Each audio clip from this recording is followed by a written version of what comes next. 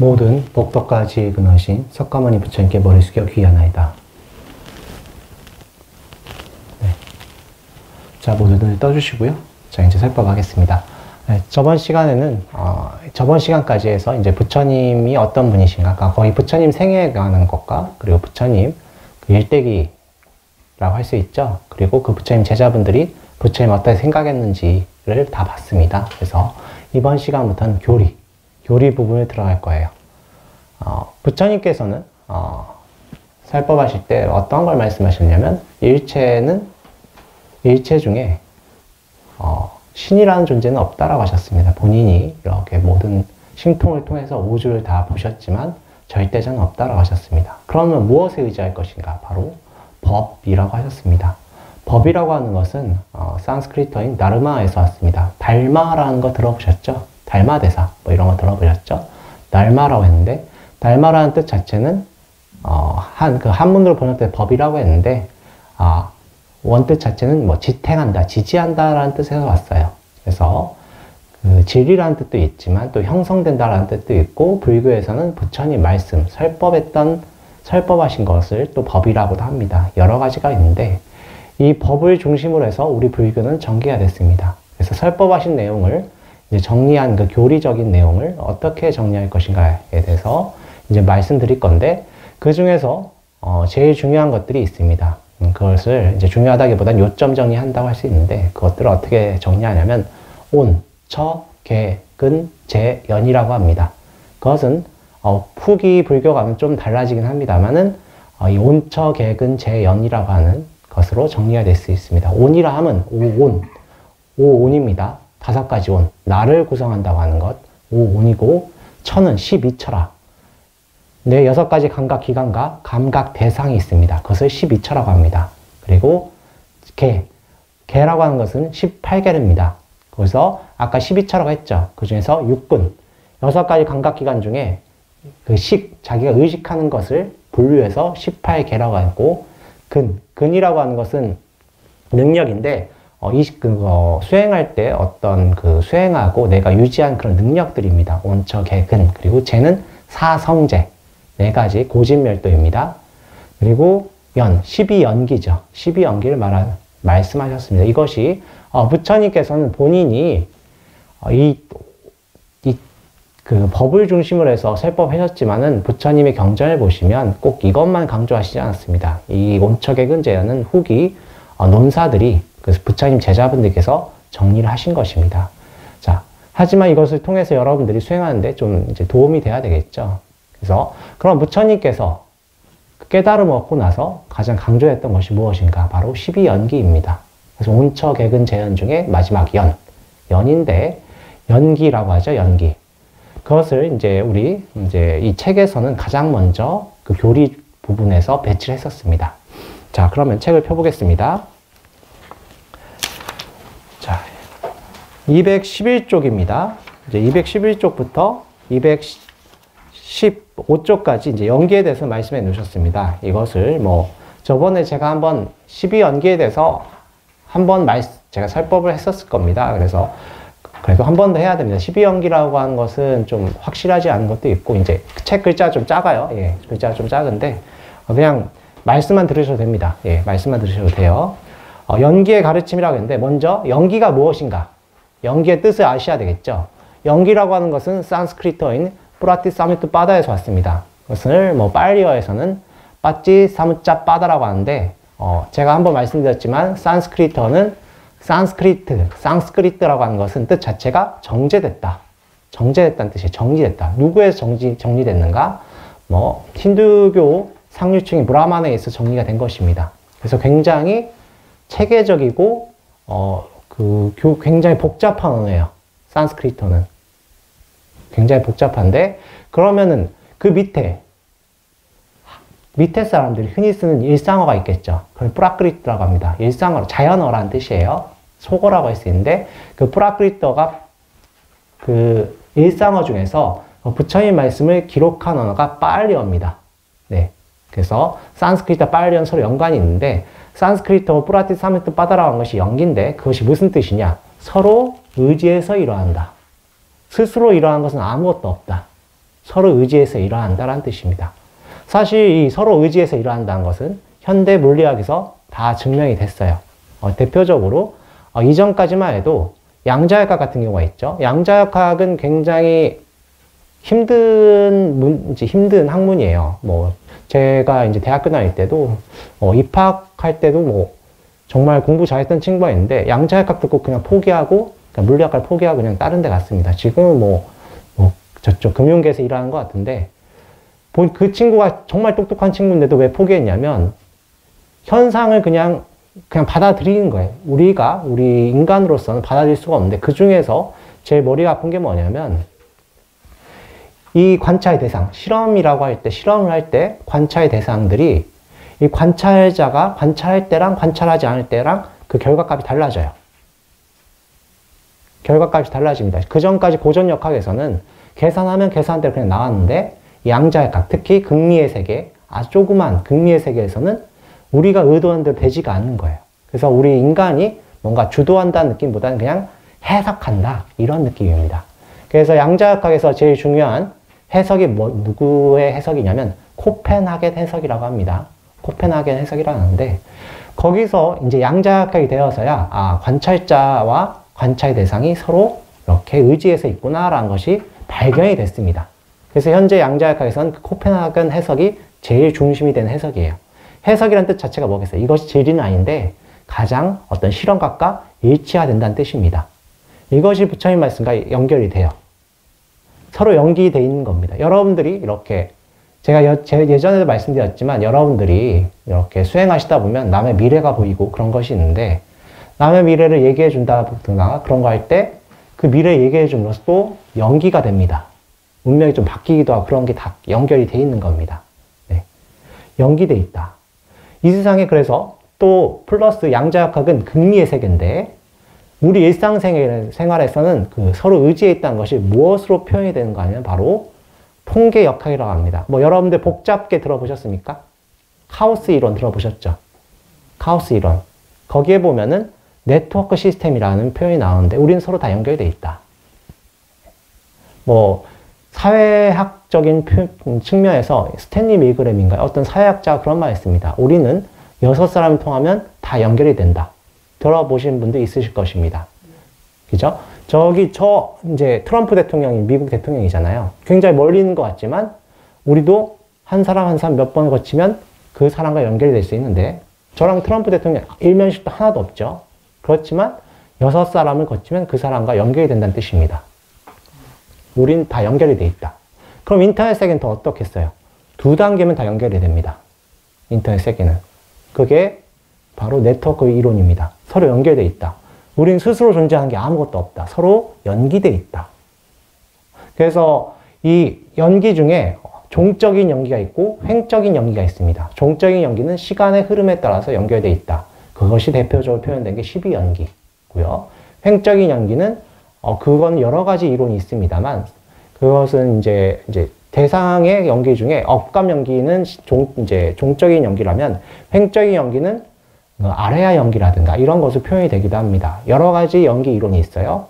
자, 그래서 이 연기 이론 중에 우리 제일 중요한 게 뭐겠어요? 우리한테 이득이 되고 우리가 고통이 왜 받는지 분석이 돼야 되겠죠. 그래서 이 종적인 연기, 12연기가 제일 중요한 것입니다. 그럼 12연기를 또 어떻게 분석할 것인가에 따라서 또 여러 가지 연기가 있어요. 그래서 첫 번째는 업감 연기라. 부처님은 업감 연기라고 말씀 안 하셨습니다. 그냥 연기 있다라고 말씀하셨는데 업감 연기는 후기 부처님 제자분들께서 정리하신 건데 업에 감응돼서 연기된다. 우리가 고통을 받는다 이런 뜻이고요. 그 다음에 또 나타난 게 열애장 연기. 우리가 서로 분리되어 있는 것 같지만 아니다. 우리는 그저 열애할 뿐이다 하는 게 열애장 연기인데 다 부처다. 이런 뜻이라고 이해하시면 될 것 같아요. 그리고 세 번째는 알라야 연기, 아레야 연기라고 합니다. 알라야식이 한문으로 음차되면서 아레야식이라고 하는데 요새는 그냥 원어인 알라야라고 합니다. 알라야 연기라고 했는데 그것은 우리 마음에 그 8식이 있습니다. 그것은 제가 다음에 기회 되면 또 자세히 말씀드릴 것인데 우리 마음이라는 것이 3가지 단계가 있어요. 전체 하나인데 6식, 7식, 8식이 있고 8식이라고 하는 것은 저장식이라고 합니다. 저장식을 우리가 흔히 알라야식이라고 해요. 알라야식이라고 하는데 거기에 그 종자, 마음의 종자가 심어져서 그걸로 인해서 우리가 윤회를 하고 연기된다라고 하는 것입니다. 이것은 후기 유식학자라고 하는 스님들 유식 불교에서 말씀하셨던 것인데 이런 식의 연기가 다 설명이 됐습니다. 오늘 이 시간은 기본적인 12연기의 개념에 대해서 설명을 드릴 겁니다. 그리고 다음 시간에는 또 여러 가지 연기에 대해서 제가 말씀드리겠습니다. 교리 부분부터는 부처님의 그 깨달음과 후기에 그 부처님께서 그 45년 동안 설법하신 것 중에 시간이 흐르면서 좀 자세히 분화가 돼야 되겠죠. 그렇죠? 예를 들어 4,000년 전에 번개를 볼 때 번개라는 것이 빛과 소리가 난다고 했지만 빛과 소리가 왜 일어나는지를 설명할 수 있는 현대 과학이죠. 그렇죠? 빛과 소리를 통해서 왜 쌀이 그때 천둥이 칠 때 쌀이 풍년이 되는가 분석을 하고 해서 그 정확히 이제 설명해야 되는 거겠죠. 어떤 현자들이 번개가 치면 쌀이 풍작이 된다라고 했으면 그것이 왜 그럴까? 그리고 왜 거기에 부족한 게 무엇일까? 계속 우리가 코멘터리 주석을 해야 되는 것입니다. 그것이 인류의 지성사겠죠. 그런 것입니다. 그래서 부처님께서 45년 동안 본인은 다 알고 계셨지만 표현 못하신 것들을 이제 후기 논사분들께 설명하신 게 있는데 일단 먼저 부처님께서 무엇을 말씀하시는가 봐야 되겠죠. 자, 211쪽 한번 같이 읽어보겠습니다. 연계의 가르침. 이와 같이 나는 들었다. 어느 때 부처님은 사띠 기원정사에 계셨다. 부처님은 비구들에게 말씀하셨다. 비구들이여 그대들에게 연기에 대하여 설하리라. 연기란 무엇인가?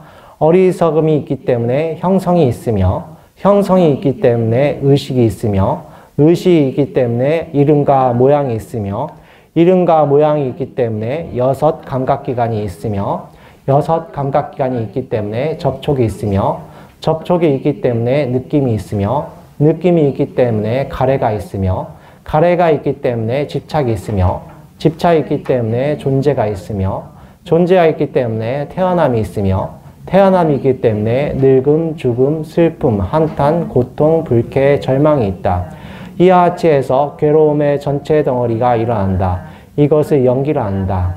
그러나 어리석음이 없으면 형성이 없으며 형성이 없으면 의식이 없으며 의식이 없으면 이름과 모양이 없으며 이름과 모양이 없으면 6 감각기관이 없으며 6 감각기관이 없으면 접촉이 없으며 접촉이 없으면 느낌이 없으며 느낌이 없으면 가래가 없으며 가래가 없으면 집착이 없으며 집착이 없으면 존재가 없으며 존재가 없으면 태어남이 없으며 태어남이 없으면 늙음, 죽음, 슬픔, 고통, 불쾌, 절망이 없다.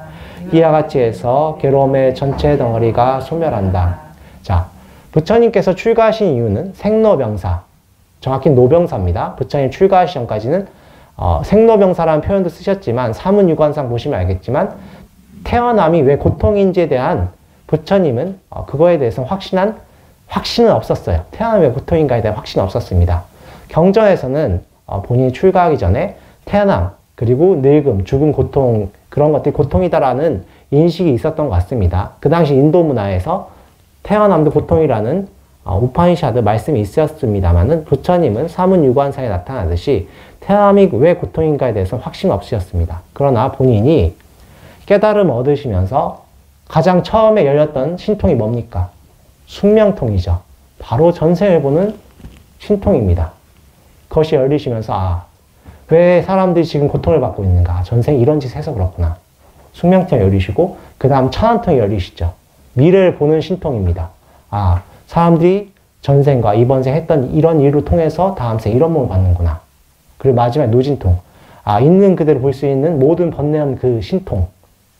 완전 대각을 성취하시고 내 마음 있는 그대로 여여하구나 이런 것을 완성을 하시는 거죠. 자, 그런데 왜 불교에서는 부처님의 깨달음에서 12연기를 강조하냐면 왜 우리가 무명을 타파해야 고통이 끝나는가에 대한 답이 바로 12연기에 있습니다. 왜 깨달아야 고통이 끝나는가? 언뜻 보면은 깨달음과 고통과는 전혀 상관이 없는 것 같죠. 그죠? 왜 깨달아야 고통이 끝나는가? 깨달은 건 진리를 아는 거잖아요.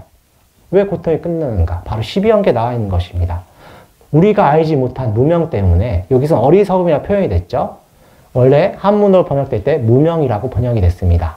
자, 오늘 나눠드린 유임을 보겠습니다.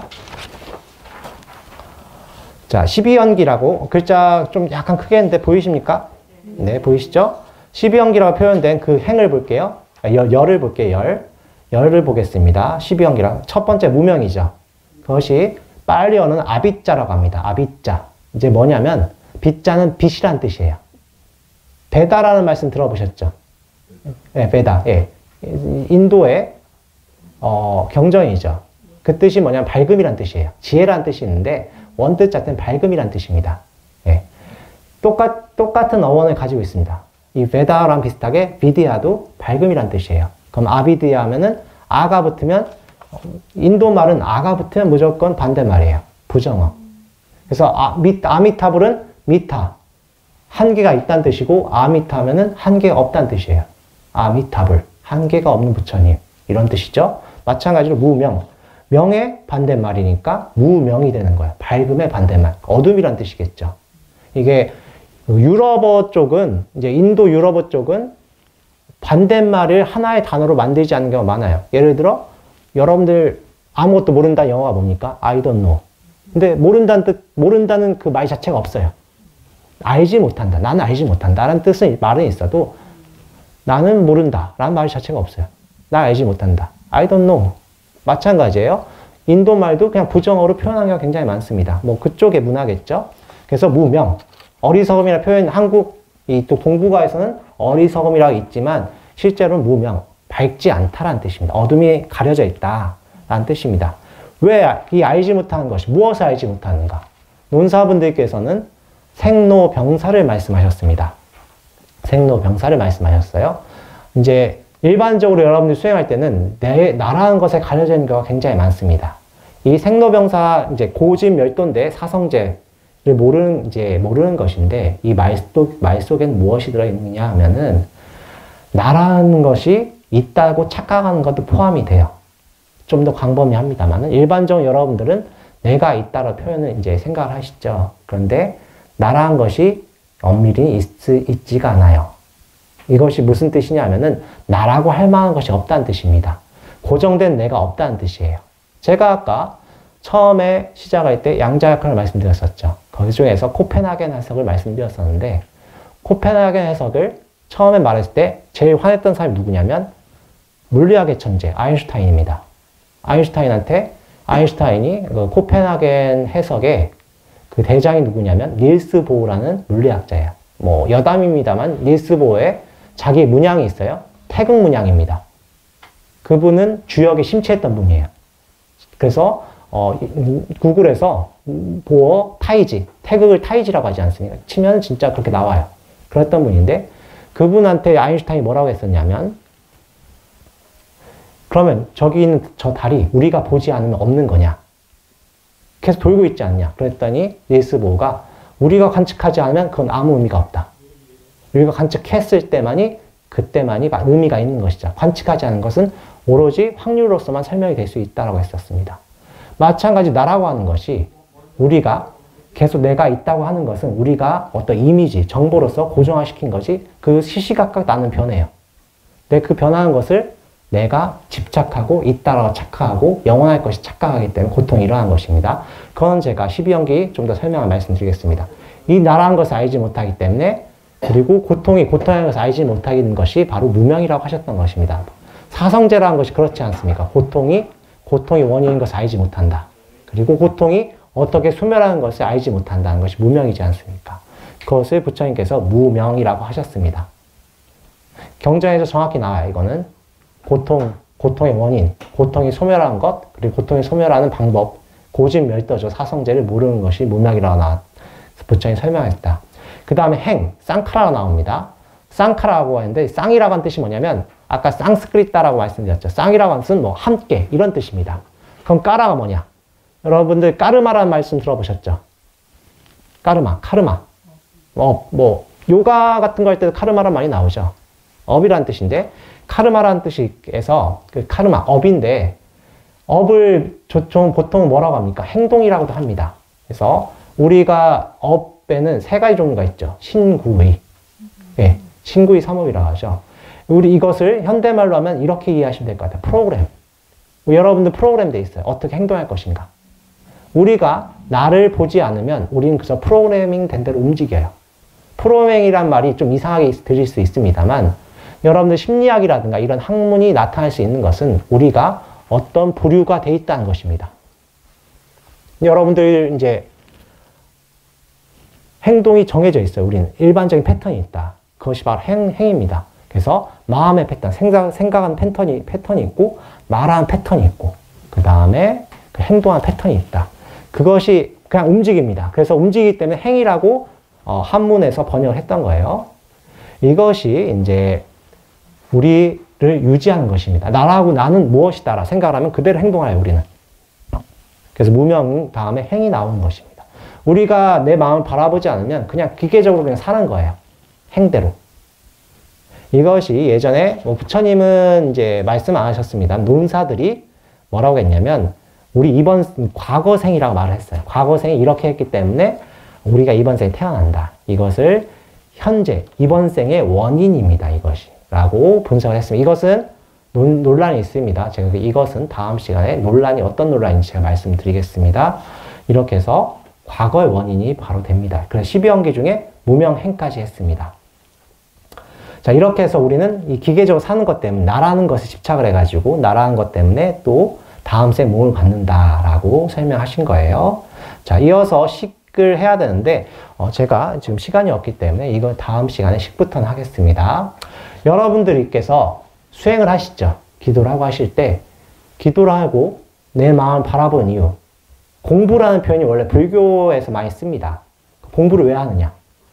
내 마음이 기계적으로 흘러가는 것을 자유로워지려고 하는 것입니다. 여러분들께서는 자기 마음을 잘 보세요. 아, 나는 기계적으로 옳고 그름이 다 있어요. 그때 그것을 타파하기 위해서는 바라봐야 됩니다. 근데 바라보기 위해서는 바라본다. 이것을 이제 윗바사나라고 하는데 윗바사나 전에 사마타 수행이 필요한 거죠. 뭔가 집중해야 되고 집중하기 위해서는 기도나 어떤 연불 같은 수행을 하는 것입니다. 그렇게 해야만이 무명이 타파되고 자기 마음의 무명이 타파돼야만이 마지막 12연계 마지막인 노사, 다시 태어나곤 고통이 없어지는 것입니다. 이걸 꼭 명심하시기 바랍니다. 오늘 수업 이것을 끝내겠습니다. 나무 석가모니불, 나무 석가모니불, 나무 시아본사 석가모니불.